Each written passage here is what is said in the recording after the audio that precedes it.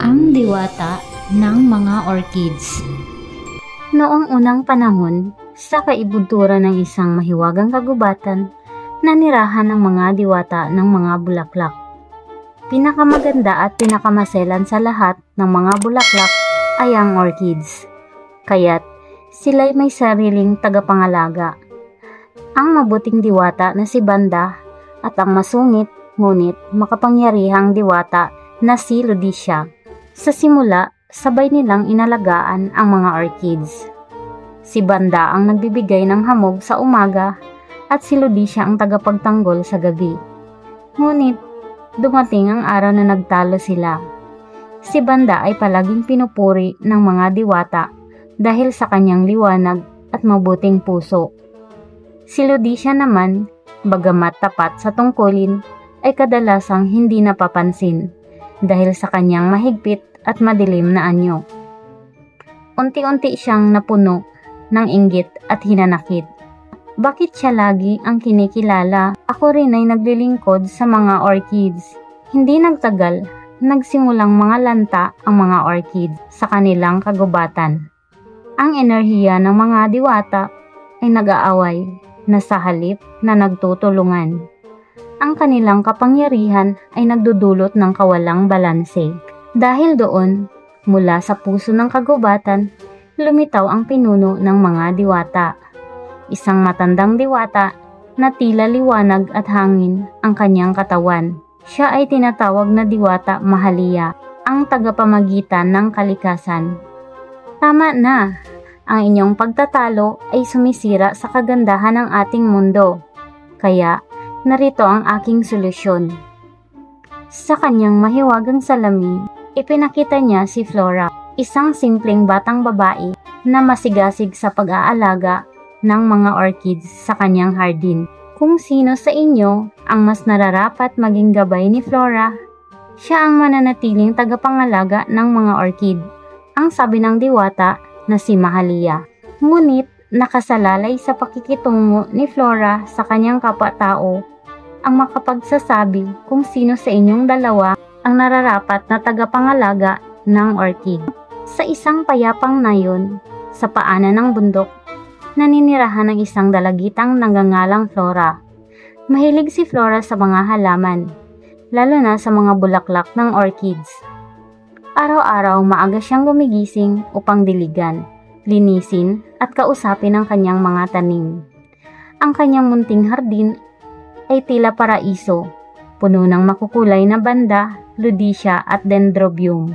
Ngunit, ang hindi alam ni Flora, sa gitna ng gubat na malapit sa kanyang tahanan, ay may dalawang diwata na palihim na nagmamasid sa kanya. Ang mabuting diwata na si Banda at ang masamang diwata na si Ludicia. Sila ang tagapangalaga ng mga orchids. At ngayon, nagtatalo sila kung sino ang nararapat na magtaglay ng puso ni Flora. Kung ang puso ni Flora ay mabuti, ako ang kanyang magiging tagagabay, wika ni Diwata Banda. Ngunit, kung siya ay may masamang kalooban, sa akin siya mapupunta, sigaw ni Diwata Ludicia. Nagkasundo sila. Susubukan nila si Flora nang hindi nito nalalaman. Magpapanggap sila bilang matandang nangangailangan. Ang pakikitungo ni Flora ang magiging sukatan ng kanyang puso. Nagpanggap si Banda bilang isang matandang uhaw na palakad-lakad sa ilalim ng araw. Nilapitan niya si Flora habang ito'y nagdidilig. Iha, tubig, maawa ka. Ilang araw na akong walang mainom. Nagulat si Flora, pumasok sa bahay at bumalik na may malamig na tubig at tinapay. Lola, kain din po kayo, mainit ang araw, baka kayo ay mahilo. Natuwa si Banda, isang puntos. Umalis siya nang may ngiti sa labi at ang mga bulaklak ni Flora ay lalong namulaklak kinabukasan. Ngayon, si Ludicia naman ang nagpanggap bilang matandang masungit at mapang-insulto. Dala ang pilay na paa at mainit na salita. Nilapitan niya si Flora. Hoy bata, wala ka bang respeto? Paabot nga ng tubig. Ang tamad mo. Ngunit sa kabila ng masamang tono, ngumiti pa rin si Flora at inabutan ng matanda ng malamig na tubig, sabay alok ng upuan. Pasensya na po kung natagalan ako. Maupo po kayo. Baka kayo'y mapagod. Napapikit si Ludicia sa inis. Sa kabila ng lahat, hindi niya magawang sirain ang kabutihan ni Flora. Panalo si Diwata banda. Bakit kahit masama ang trato ko ay mabait ka pa rin, Flora? Wala kang takot, wala kang galit. Dahil ang tunay na kabaitan, Lola, ay hindi pinipili. Kung sino lang ang mabait sa'yo, lahat ay dapat igalang at mahalin. Lumambot ang puso ng masamang Diwata. Tinanggal ni Flora ang isang orchid sa paso at iniabot ito kay Ludicia. Sa inyo na po ito para gumaan ang pakiramdam ninyo.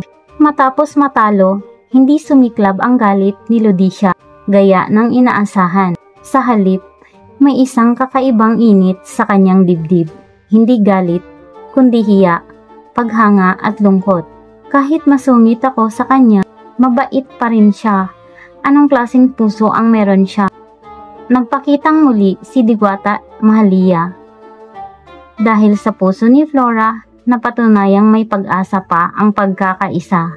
Sa kanyang simpleng kabaitan, nabuksan ang puso mong sarado sa liwanag. Napaluha si Ludicia.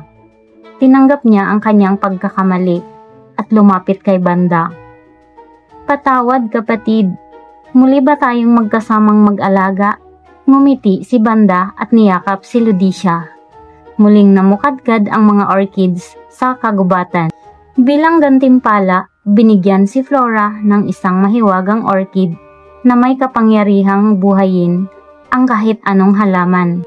Mula noon, lumago ang ganda sa buong nayon.